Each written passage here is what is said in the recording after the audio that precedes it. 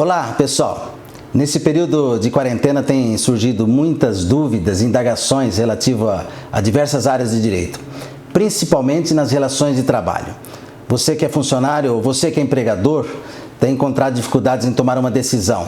Algumas medidas provisórias foram editadas pelo governo, agora em março e 1º de abril, a 927 e a 936, além da CLT, além da Constituição Federal e diversas legislações, e que tem trazido diversas dúvidas e perguntas a respeito desse tema. Por isso, nesse canal, o Advogado Explica, queremos trazer algumas informações importantes para te ajudar. Então vejamos algumas perguntas que têm chegado até nós e que despertam interesse tanto da comunidade jurídica e de tanto aqueles que precisam como empregados e empregadores. Por exemplo, uma das perguntas que foram me feitas é: o empregado ele pode ser demitido nesse período de quarentena? Tem tipos de empregados que não podem ser demitidos? Ou seja, que tem estabilidade no emprego e sendo demitido, quais seus direitos? Outra questão também que nos tem surgido é: se o empregado adquirir o coronavírus,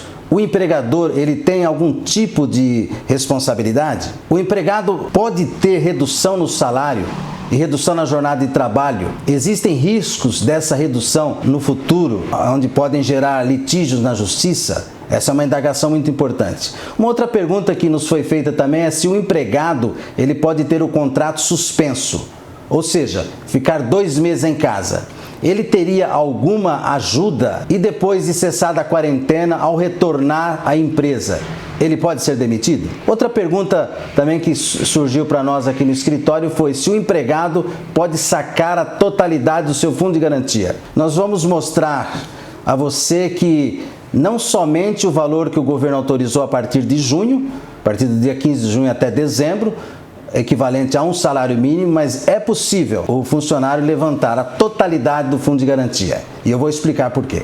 Veja, outra pergunta que surgiu que é importante é se o funcionário que faz parte do grupo de risco, ou seja, aqueles funcionários acima de 60 anos ou aqueles que têm alguma comorbidade, esses funcionários, eles podem dizer assim: eu não vou trabalhar. Eles podem recusar de deixar de trabalhar quando o trabalho não for possível presencialmente? Uma outra pergunta que tem nos surgido é sobre a questão das grávidas. Elas devem trabalhar normalmente? E a questão dos empregados domésticos, tem alguma restrição para eles quanto ao trabalho? Como fica essa classe de trabalhadores? Porque o empregado doméstico não é apenas a mulher que vai fazer limpeza na casa da sua empregadora, mas o empregado doméstico é uma gama de empregados, onde o termo legal abrange outros funcionários, além da pessoa que trabalha no lar.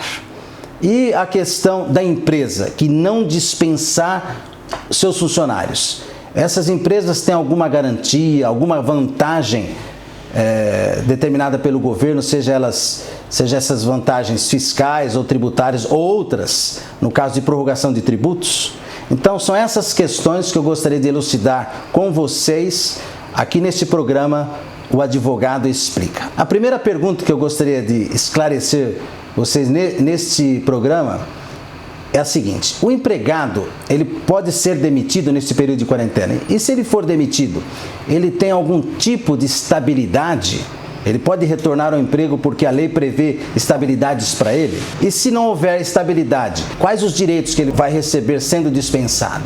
Veja só, depende é a resposta, porque a nossa legislação prevê algumas estabilidades, como por exemplo a gestante. A gestante não pode ser dispensada nesse período de quarentena. O membro da CIPA também não pode ser dispensado. O empregado que está à véspera de se aposentar, chamada pré-aposentadoria, ele também não pode ser dispensado. Nesse detalhe aqui, eu só gostaria de esclarecer que essa estabilidade ela não é prevista na lei, ela é prevista nas convenções e dissídios coletivos. Então você que está em vias de se aposentar tem que ver a categoria profissional sua se tem essa previsão da estabilidade de aposentadoria. Também não pode ser dispensado funcionários que estão em licença médica. E uma outra estabilidade também que eu quero mencionar é aqueles que sofreram acidente de trabalho. Então veja só, todos esses funcionários não podem ser dispensados nesse período de quarentena. Agora, com exceção desses funcionários, todos os demais funcionários podem ser dispensados.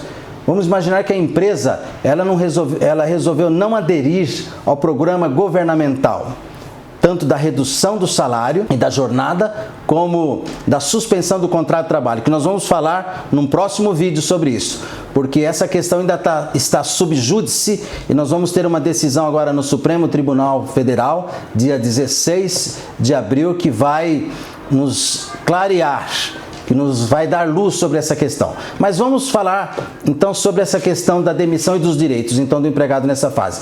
Ele tem todo o direito, sem dúvida alguma, se for dispensado. Tanto aviso prévio, férias, 13º, saldo de salário, ele tem direito ao levantamento total do fundo de garantia e o recebimento das parcelas relativas ao seguro-desemprego. Pessoal, então vamos ver nesse contexto da questão da demissão ou não do funcionário, a questão do coronavírus. Vamos imaginar então que o funcionário ele pegou o coronavírus no ambiente de trabalho. A empresa, nesse caso, teria alguma responsabilidade? Há duas respostas para essa questão. Primeiro, a empresa não responde caso adquiriu o coronavírus no ambiente de trabalho e o efeito desse coronavírus foi como uma gripezinha, como diz lá o nosso presidente. No entanto, se esse funcionário adquiriu o coronavírus e isso tornou uma doença grave, ele precisou ficar internado por um bom tempo e ainda guarda sequelas por algumas semanas, evidentemente que esse funcionário ele tem direito à estabilidade no emprego por acidente de trabalho, porque adquiriu lá. Aí você vai dizer assim, mas como que se pode provar isso?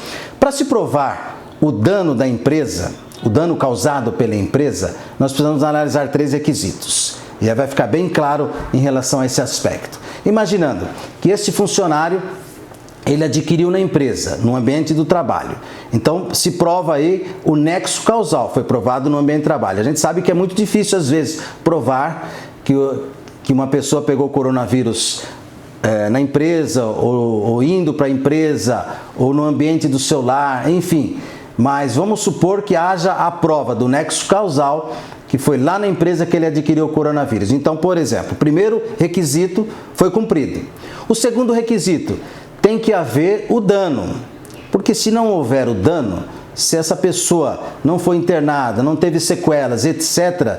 Então, se não há o dano, já um requisito não existe, portanto, então não existe responsabilidade da empresa. Mas vamos imaginar que houve o dano. Então, 2 requisitos já se cumpriram. O nexo causal, quer dizer, adquiriu no ambiente do trabalho, né, em razão do trabalho. O segundo requisito foi o dano causado pela doença. E o terceiro requisito é a culpa do empregador. Então, a culpa do empregador aqui seria em que caso? Vamos dar um exemplo num caso prático que tivemos. Uma das enfermeiras de um hospital me ligou dizendo que o hospital estava exigindo que ela usasse uma EPI, no caso a máscara, por 30 dias. Mas a validade da máscara era por 15 dias. Então veja, se ela usa essa máscara lá no 28º dia e pega o vírus, o coronavírus, então aí está configurada a culpa do empregador. Mas vamos imaginar que o empregador forneceu todas as EPIs, as máscaras, a roupa, os óculos, as luvas e exigiu, né, que o empregado usasse adequadamente essas EPIs. Nesse caso, não tem como apurar a culpa do empregador. Então, se não dá para apurar a culpa do empregador, mesmo que houve o nexo causal, houve o dano, mas não deu para apurar a culpa do empregador, esse empregado ele não tem direito à estabilidade e não teria direito à eventual responsabilização do empregador em questões de danos morais ou materiais. Pessoal, por hoje é só. Eu fico muito contente, muito feliz de poder compartilhar com vocês essas informações e gostaria também que vocês compartilhassem com outros. E, por gentileza, faça a sua inscrição no Advogado Explica e aperte aí o sino de notificação, clique aí no sino de notificação para que você possa continuar recebendo vídeos nesse tema e outros temas que iremos apresentar. Obrigado.